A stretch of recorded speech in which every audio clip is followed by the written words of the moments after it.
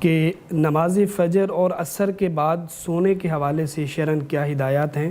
شاہد زمان Dubai سے پوچھنا چاہ رہے ہیں جی بسم اللہ الرحمن الرحیم۔ فجر کے بعد اور عصر کے بعد سونا کیسا ہے، اس کا کیا حکم ہے؟ تو خلاصہ اس کا یہ ہے کہ ناپسندیدہ ہے، لیکن کسی ضرورت کی بنا پر اگر کوئی سوئے تو وہ ناجائز اور گناہ کی بات بھی نہیں ہے۔ لیکن یہ واضح ہونا چاہیے کہ رسول اکرم صلی اللہ علیہ وسلم کا معمول فجر کے بعد اپنی جگہ پر بیٹھے رہنا تھا۔ آپ صلی اللہ علیہ وسلم کے بارے میں مسلم میں، ابو داؤد میں، ترمذی میں، نسائی میں روایت موجود ہے، کانا اذا صلی الفجر تربع فی مجلسہ حتی تطلع الشمس حسنا۔ آپ جب فجر کی نماز پڑھ لیتے تھے تو آپ اپنی جگہ ہی پر چار زانو ہو کر بیٹھتے تھے یہاں تک کہ سورج اچھی طرح طلوع ہو جاتا تھا۔ اور طبرانی کی روایت میں کانا اذا صلی الصبح تربع فی مجلسہ یا جلس یذکر اللہ حتی تطلع الشمس۔ آپ بیٹھے رہتے تھے اور اللہ کا ذکر کرتے رہتے تھے یہاں تک کہ سورج طلوع ہو جاتا تھا۔ اسی طرح مسلم کی ایک روایت میں یہ ہے کہ ایسا نہیں ہوتا تھا کہ ہمیشہ ذکر ہی کرتے رہیں، کبھی کبھی بات چیت بھی کرتے تھے، گپ شپ بھی لگاتے تھے۔ مسلم کی روایت میں ہے کہ کانوا یتحدثون فیاخذون فی امر الجاہلیہ، صحابہ کرام پاس بیٹھ جاتے تھے اور گپ شپ لگاتے تھے، جاہلیت کی باتیں یاد کرتے تھے۔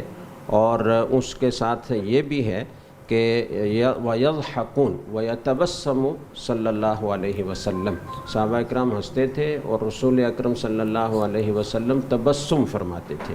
تو دین میں ایسی خشکی بھی نہیں ہے کہ بالکل بس ہمیشہ ایک ہی حالت پر رہے، سر جھکا کر بیٹھا رہے، ذکر کرتا رہے۔ گپ شپ بھی آپ لگاتے تھے اور اس میں پرانی باتیں قصے یاد کر کے ہنسا بھی کرتے تھے، تبسم بھی فرمایا کرتے تھے۔ اور اسی طرح ترمذی کی روایت میں آتا ہے کانوا یتناشدون الشعر، شعر پر بھی پڑھتے تھے۔ تو اس طرح مختلف آپ نے فجر کے بعد اپنے معمولات رکھے ہیں لیکن سوئے نہیں ہیں۔ اسی طرح صحابہ اکرام رضی اللہ تعالیٰ عنہم کے بارے میں کثیر روایات میں آتا ہے کہ وہ اس وقت میں سونے کو ناپسند کرتے تھے۔ بعض روایات میں یہ آتا ہے کہ یہ جو فجر کے بعد کا وقت ہے یہ نزول ارزاق کا وقت ہے، تو اس میں سونا یہ رزق کی تنگی کا باعث ہے۔ اگرچہ یہ روایت ضعیف ہے لیکن یہ متعدد طرق سے اس طرح کی باتیں ثابت ہیں۔ ابن عباس رضی اللہ تعالیٰ عنہما نے جب ایک دفعہ اپنے بیٹے فضل کو دیکھا کہ وہ سو رہے تو ان کو جگایا اور یہ فرمایا کہ یہ جو صبح کی جو نیند ہے یہ تو سستی پیدا کرتی ہے۔